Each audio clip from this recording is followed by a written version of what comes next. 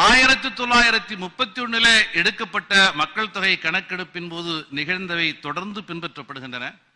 அதில் ஒரு பெருந்தவறு நிகழ்ந்தது என்பதை பணிவோடு இந்த மன்றத்திலே நான் சுட்டிக்காட்ட கடமைப்பட்டிருக்கிறேன்.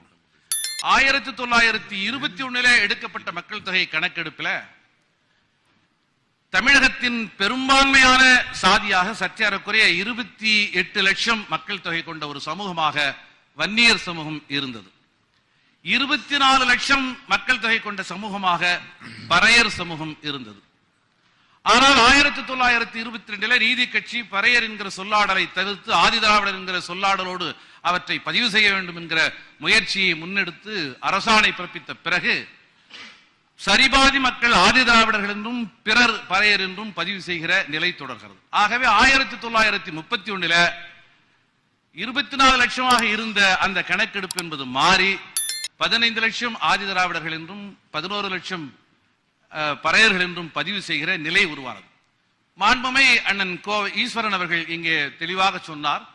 ஆகவே தாமாக முன்வந்து ஒரு பெருந்தொகுப்பில் தங்களை இணைத்துக் கொள்ளுகிற சமூகங்களை அத்தகைய பெருந்தொகுப்பிலேயே இணைக்க வேண்டும்.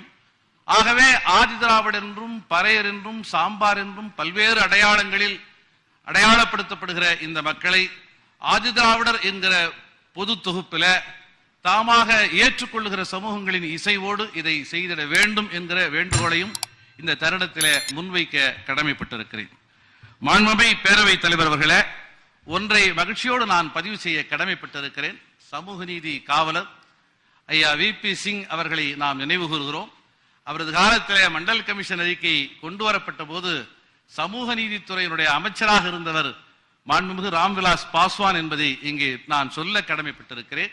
எப்பொழுதுமே பிற்படுத்தப்பட்ட மக்களுடைய சமூக நீதிக்கான அந்த முனைப்பில் பட்டியல் சமூகத்தை சார்ந்தவர்கள் இந்த மண்ணின் பூர்வகுடிகளாக இருக்கக்கூடிய பழங்குடி மக்கள் உடன்பட்டே இருந்திருக்கிறார்கள்.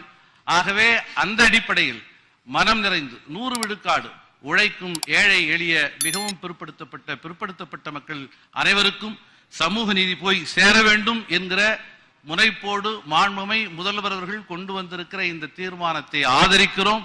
இது வெற்றி பெறும் என்கிற நம்பிக்கையை பதிவு செய்து விடைபெறுகிறேன். நன்றி, வணக்கம்.